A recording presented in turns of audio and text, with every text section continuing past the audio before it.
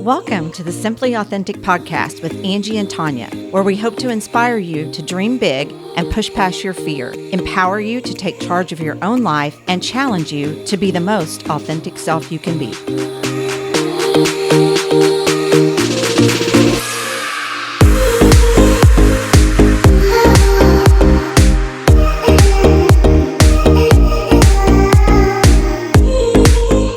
Hi guys, welcome back to the Simply Authentic podcast. I'm Tanya Murfin. And I'm Angie Mullings. In this episode, we'll be sharing stories of adversity, resilience, and overcoming. Since we're realtors, our stories are going to center around challenging markets. Some think that we're currently in a recession, and recession or not, the market has definitely changed. It has. And whether you believe we're in a recession or not, it won't be the last one we talk about, certainly. We've got so much to share on this topic, Angie. We need to do it in two parts. So this first episode, you're going to tell your story that you have to share. And then we will have a second episode that will have my story, and we will ask Jack Langley with Gershman Mortgage to join us, and he will tell his story as well. Yeah. So your story begins with you buying a brokerage. Yes, and I'm actually going to take you back to the beginning of 2007 because we had an epic ice storm in January of that year. And the reason I want to take you back that far is that it did affect our market. Having that major ice storm, there were people without power for 2 weeks in some instances. And so it really took a toll on our market. You couldn't really show houses with no electricity and making it very dangerous. It was slick, obviously, it was ice. And so just getting out and looking at homes was not even possible really during that time. And even after 2 weeks, after the lights came back on, if you will, the market was sluggish to take off just because people were sort of digging their way out. So I say that because it did start out being pretty slow that year and not something that I had anticipated. So it affected what happened to me later that year. Okay. So in the summer of 2007, my broker came to me and asked me, or actually told me that he was ready to retire. Okay. Now, I knew this was coming for some time because we talked about it. I'd been groomed to take over the business, so I knew it was coming at some point. And his wife had died 2 years earlier, so I knew it was probably coming sooner than later, but I really didn't know when. And so when he approached me in the summer of 2007, I obviously said yes, because that was my intention the entire time. The problem was that the nest egg I'd built up was a little bit depleted because of the slowness of that early market in the year. In your own business. In my own business, as a realtor. Okay. So I, worked very diligently to try to build that back up between then and the time that I actually bought the business. So I closed on the business on November 7th in 2007. Okay. And one of the great things that happened at that point was all the agents stayed, which is wonderful because a lot of times when you have a takeover, a buyout, the agents get nervous and they don't know what's coming, and so they move on to what they consider greener pastures. But that didn't happen. I think everybody understood that what was going to happen. They knew sort of my leadership at that point because they'd been working with me for years. So it didn't create a big ripple effect. It really went pretty smoothly. Good. However, the one thing that did happen slightly after I bought the office was my top producers were a mother and daughter team, and the daughter was on a cruise in the Caribbean and suffered an aneurysm. Oh, my. So it was obviously had an emotional toll on her mother, obviously, but really on the rest of us, because when you have a small office, it's really more like family. Yes. So we were all worried about Tammy, and obviously her mother was making trips down to Houston because they flew her to Houston for some recovery, and it was touch and go there for a while. Yeah. It was very scary. It was scary for all of us, and trying to stay in touch with her to check, what Tammy's progress was like, and at the same time trying to help her manage her business. Sure. Because again, she was top producer, but it really did get us off to a rocky start because all of that was going on. Now, I am happy to report that Tammy made a full recovery, and we're very grateful for that. But good. Again, it just made things rocky in the beginning. So, as I've mentioned on a previous podcast, my old broker used to say the train is coming. Yeah, I remember you saying that. Yeah, so I really didn't know. Again, I was young and naive, and I didn't know how to take that. And there was no way to really be prepared for the market tanking. I don't even saying that there was some premonition about some things that were going to happen. Nobody knew how bad or how deep that was going to go. No. And even so, as trying to plan, I was trying to plan as an agent, not as a business owner. Right. So it was completely different. And I felt a little underwater because I really didn't know, again, how bad or how deep that was going to go. So it really, it took sort of the wind out of my sails, because coming on as a new broker, of course, I'd watched what he had done for years, but I had my own ideas about marketing and some team building that I wanted to do, and really take it to a whole new level. Sure. But, in at the time, in the beginning, that's how I started out. So November 2007, we just got off to, it was a rocky start, but then we kind of gained some ground and we did some training and we really got going. And then it didn't get any better because we're used to market trends. Sometimes we trend down, sometimes we're on the upswing. And having been in the business for so long, I was used to that. And I thought any day now we're going to come out of this. I think we all did. Yeah. I think that was just our general approach to things, is that it was going to rebound. Yeah. And we'd lived through so many different market dips and then when the bounce back didn't happen, it really, again, derailed me once again, because it didn't come back like I thought it would. We expected a slower than normal first quarter because it's always slow, but then it didn't get any better. Right. So in 2008, that train, really crashed. It came to fruition that we weren't going to recover very soon. And, soon is relevant. I still thought we'll ride it out this year. We'll still be okay. And that didn't happen either. It really, it just grew deeper, and my confidence started to wane because I had a plan, and my plan was busted all to pieces. It was blown up. It really was. So really 2009, 2010 were the worst for me. At that point, my nest egg was depleted, and I was really at an all-time low, still trying to maintain, my level of energy and my enthusiasm, all the while wondering, when in the hell is this going to end? Right. It really was taking a toll. And one of the big mistakes I made during that time was, at that time, newspaper was king. Everybody wanted to see their house on the front page of the newspaper, and you weren't doing your job if you didn't advertise their home. And that was just the expectation at that time. That's what I was going to say. It was expected out of our sellers that their house would be in the news leader or in the Homes magazine. Yes, yeah. It was so part of your tons of checklist. print. And what most people might not realize is that in order to get that advertising, you had to sign a year's contract, and it was expensive, especially to a brand new business who was struggling right off the bat. But I really didn't see a way, any other way.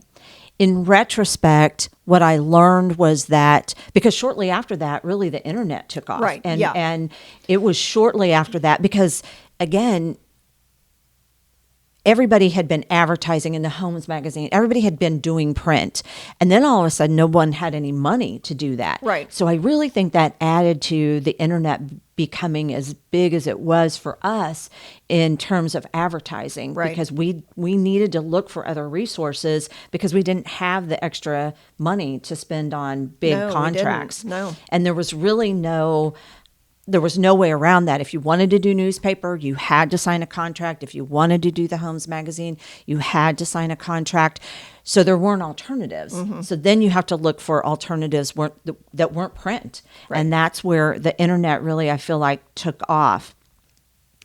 So back to what I learned during that was that I had to reframe that message. I had to teach my agents to go out and talk to their clients and have a way to overcome that objection. Sure. Do you do newspaper advertising? Well, no, we don't, but here is why. Right. So I did sign that first contract in the beginning, and I really feel like, that just really blew any budget I ever had because Right. it was, and I felt like I didn't have a choice. In retrospect, I did have a choice. I should have figured out sooner than later that we had to reframe that message and get them to understand what we could do for them besides doing something in print, because it just wasn't going to be a viable solution moving forward. It wasn't going to be viable for a small business to sign these big contracts. So I did learn that right off the bat. Well, and change is hard in this industry. So you changing something that had seemingly always worked for the broker owner who you bought the business from, Right. even though times had changed as far as the market, being busy and that in itself, you're thinking, okay, this is what you do. This is business 101. You keep paying the bills. You keep doing what has always been done. Right. And that's obviously not always the answer. And especially I think we all learned a lot from that time period that you do have to shift perspectives. Yeah.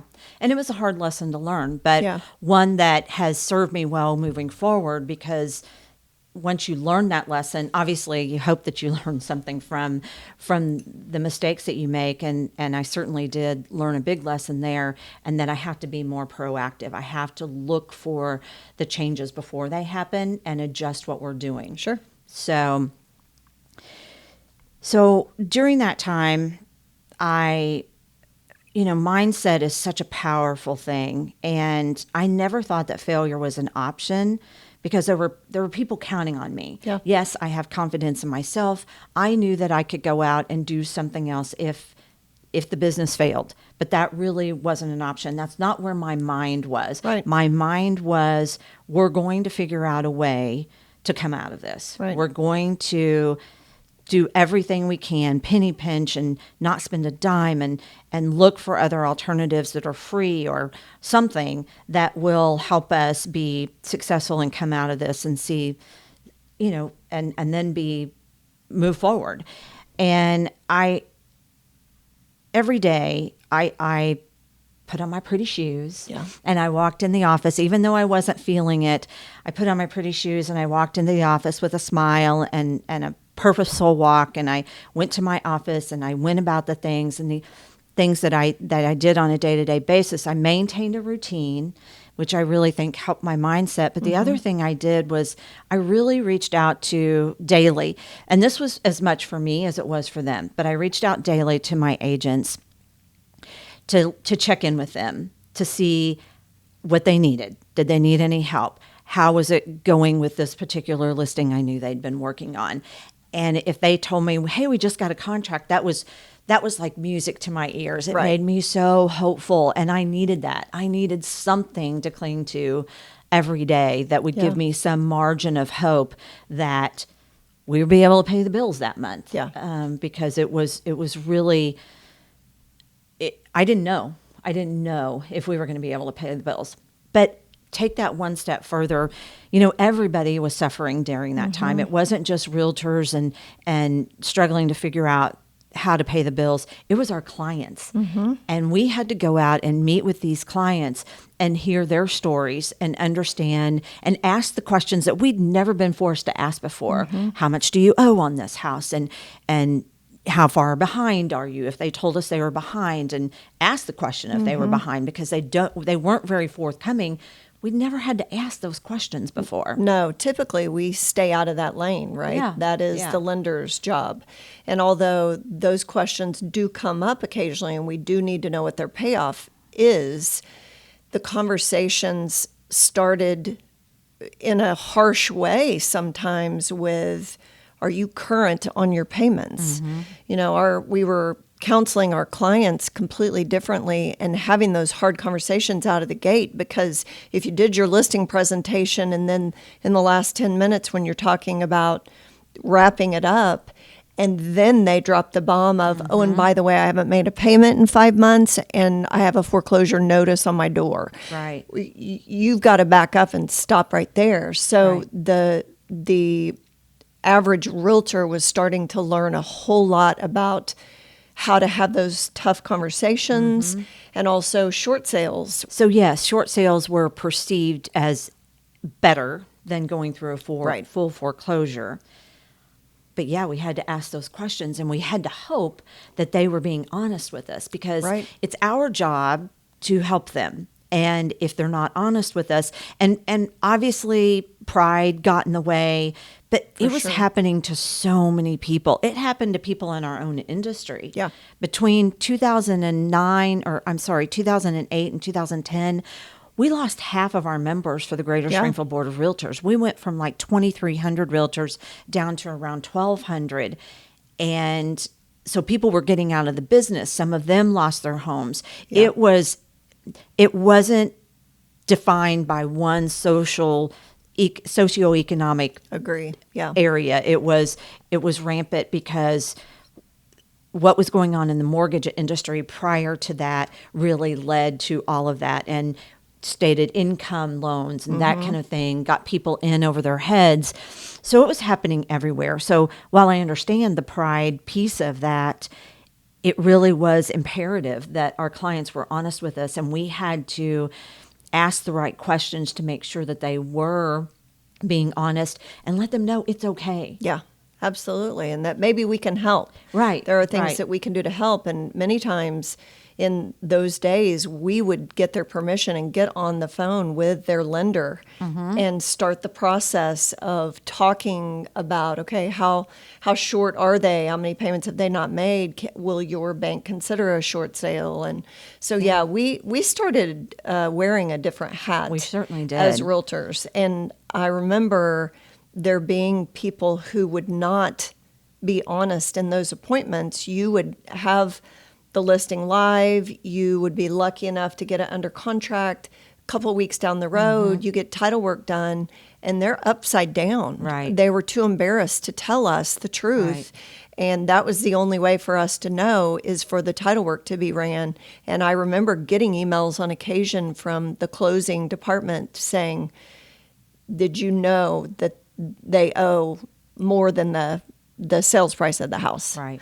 So that's hard for everybody. It was. And so there was a lot of despair out there. It wasn't just, I'm telling the story as a broker and what happened to me, but just know that in addition to that, it was dealing with my agents. Obviously, they needed to make an income. So it wasn't just about the business moving forward and coming through this, but it was each agent trying to keep them on track and keep them focused and have some level of hope that we were going to come out of this. Yes. And then they would go out and talk to their customers and trying to help them. So it was a lot. It was just a very, very heavy time. Yeah. In addition to that was really the loneliness for me. Coming through Century 21, prior to me taking over, there had been this council of brokers for Southwest Missouri.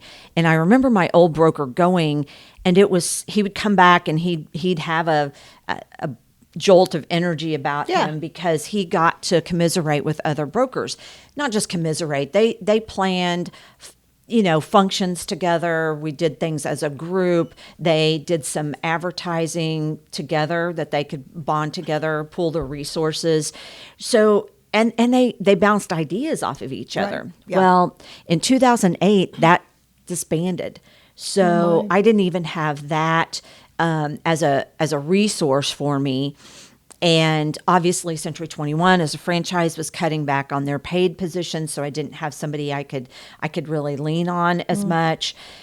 And in addition to that, the Board of Realtors was not at all what it is today. Right. It wasn't a place where I felt comfortable.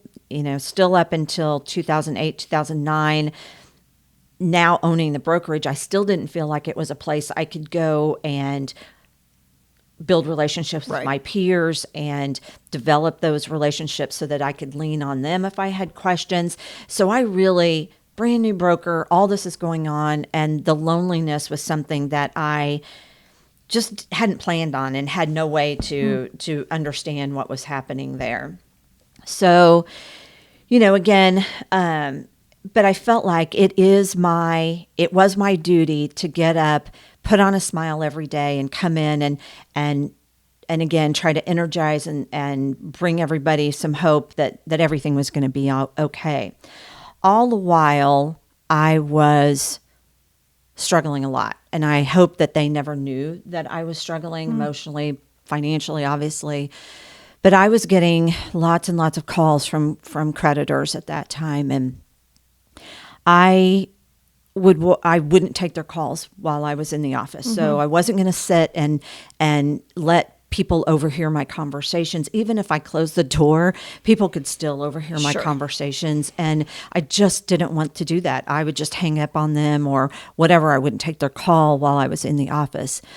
And then I would walk out to my car at lunch. I always left the office at lunch, and a lot of times I didn't have money for lunch. So I would bring my lunch or bring a snack or something and sit in my car, and I would call those creditors back. And I would try to explain to them how I was going to try to make that payment, and didn't really know. I didn't want to lie to anybody, so I didn't try to fabricate anything. But the truth of the matter was, I really didn't know. Because in this business, if you don't close a deal, you don't get paid. Right. And like you mentioned earlier, if somebody wasn't honest with you about their where they were in their mortgage and being behind, we might get up to 2 weeks before closing, and that deal would fall through because they weren't honest with us, and we didn't understand that. So how could I promise someone a payment when I didn't even really know if we were going to get paid? Right. So I would sit in my car and make those phone calls, and it was gut-wrenching. I would cry, whatever I had to do. But then I'd drive back into the parking lot and put on my makeup again, and I'd walk back in and go to my office just like every other day, like it was just any other day, and that everything was okay. But, at the same time, I was scrounging through my gold jewelry, and I didn't even know where to find a pawn shop before this. And I was digging through gold jewelry and finding anything that I could pawn just to, pay a little bill here and there. And it was just a really low time. And I remember one specific day, I scrounged around in my car, found some change, just wanted an iced tea and a burger. And I went to Sonic, and I was sobbing. I was sitting in my little stall at Sonic, and I was sobbing. And my server came out to me, brought my food, and she just looked at me and she said, "Honey, it's going to be okay." And it was one of the nicest things anybody could have said to me that particular day, because I was at a low point, and I'm supposed to be this successful broker, and the expectations are high, and I obviously have a lot riding on my shoulders. And it was just a point that I was at the low, and someone made me smile. And so it was really just something that I remember that really touched me, that she would say that, because I knew I was going to be okay. Right. But you can still have the lowest of low days. Yes. Right? Yeah. So did you feel like maybe that day was a turning point for you in any way, or was it just a bright moment in a really cloudy sky? It was just a bright moment. I don't remember at what point that happened, like if it was year 3 or 4, because honestly, it was 2008 to 2012 before we really started to see any light at the end of the tunnel. It was. So it could have been any point in that time period. But it was, it was just a bright spot. Yeah. So, I think I've kind of covered the story and told everybody kind of how bad it got. But I really want to leave our listeners with some positivity. Agree.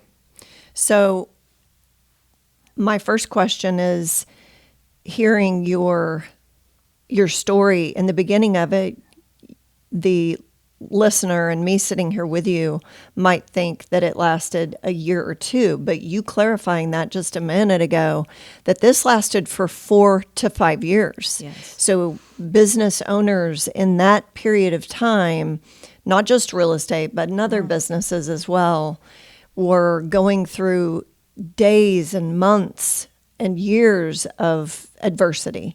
Right. So, Angie, when you started to come out of it and you started to see the light at the end of the tunnel, what were the things that you took from it? What were the biggest lessons for you?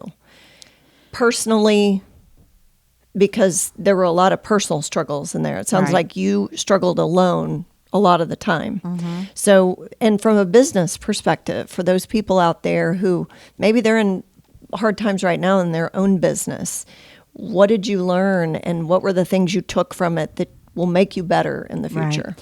I think number one is people come first. It's all about taking good care of your people, whether that be staff, your team, your family, your clients, anyone that surrounds you. You want to take good care of them. It's our responsibility to train our agents to be successful. We want to make sure that they have the right training, the right support, the right education. So I think first and foremost, I learned that people are number one. You've got to take care of the people around you. I also think it's really important to find your people, communicate, tell somebody what's going on with you, because, again, I was at a low point and I really didn't have anybody who understood what I was going through. Sure, I had friends, but they weren't in the same, they weren't dealing with supporting a business and all of that. So find those people, find your tribe, your people that you can talk to.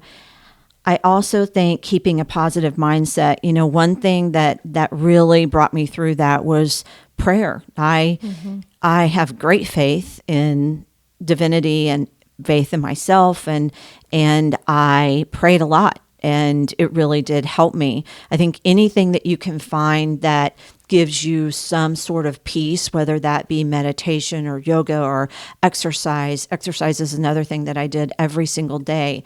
Again, trying to maintain a positive mindset.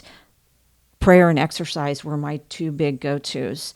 And then finally, I think making sure that you keep things in perspective. There's always going to be tough times, and eventually those tough times end. And I believe that character is built by adversity. So you must, it's important that we all struggle occasionally. I think it's important to be better leaders, better people, better community-minded people to have those struggles. If we didn't, we wouldn't understand how great the good is, right? Or Absolutely. So I really think those 4 things were my biggest takeaways. And then really just understanding how much persevering through that really gave me a sense of pride that we could come out, because we did. We, the end of the story is we not only made it through, but we were knocking it out of the park. We were really doing good, and we didn't just survive. We really learned to thrive, having come out of that. And there were lots of takeaways, but I feel like my faith in myself, my ability to persevere, really stood out to me. That whatever happens now, just is another thing. If we're in a recession now, it'll be okay. So And we will go through one. we will. I think that strength is developed through adversity. I agree with you with what you said. And I think probably, Angie, you have so much more to offer, not only yourself, because you survived it through prayer and grace that was given to you, but your agents and your friends and the people that you know now that maybe are in a business and they mention that they're struggling to you, you can share your experience. Right. And you learn from that. So I think that many times our adversities are to teach us strength, but then we need to pass that on to someone else. That's Right. our job here Absolutely. on earth, is Right. to encourage and lift others, because we've had something happen to us that now we've turned the corner and we've come out on the other side. Right. And that's the whole point of our podcast. And we hope that you have some takeaways today, because that's really, again, I absolutely agree that if you go through something, don't be afraid to share it, because someone else could learn the lesson as well. Absolutely. So we're going to wrap this episode up. I appreciate you sharing your story. Yeah. And I'll look forward to yours. Thank in part you. two. Part 2, we'll share my story and have a visit with Jack Langley from Gershman. See you next time. Thanks. Thanks for listening to the Simply Authentic podcast. Follow us on Facebook and Instagram. Be sure to listen to us on your favorite podcasting app.